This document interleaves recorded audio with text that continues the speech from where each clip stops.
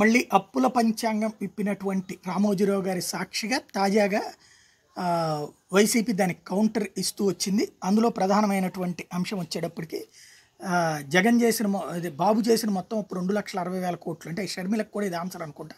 జగన్ చేసిన మొత్తం అప్పు 2,25,000 కోట్లు. రాష్ట్ర విభజన నాటికి మొత్తం అప్పు 1,53,346 కోట్లు. బాబు దిగిపోయిన నాటికి మొత్తం అప్పు 4,12,288 కోట్లు. 2023 మార్చి నాటికి మొత్తం అప్పు 6,38,217 కోట్లు. బాబు పాలనలో అభివృద్ధి రేటు 22%, జగన్ పాలనలో అప్పుల వృద్ధి రేటు 12%, స్థూలోత్పత్తిలో అప్పు బాబు హయాంలో 7.4%, జగన్ పాలనలో 5.2%. అదే సందర్భంలో 2017-18లో బాబు ప్రభుత్వం చెల్లించిన అసలు అప్పు ప్లస్ వడ్డీ మొత్తం 23,306 కోట్లు. 2018-19 నాటికి అది 28,913 కోట్లకి చేరింది. ఈ 5 ఏళ్లలో జగన్ గడుతున్నటువంటిది 28,035 కోట్లు, కలిపితే 56,945 కోట్లు కావాలి. కానీ 2023-24 కట్టే అసలప్పు ప్లస్ వడ్డీ మొత్తం 47,085 కోట్లు అని ఈనాడు రాసింది. అంటే తక్కువ పడుతున్నట్టే కదా, మరి జగన్ చేసిన అప్పుల రేటు తక్కువనే కదా అర్థం.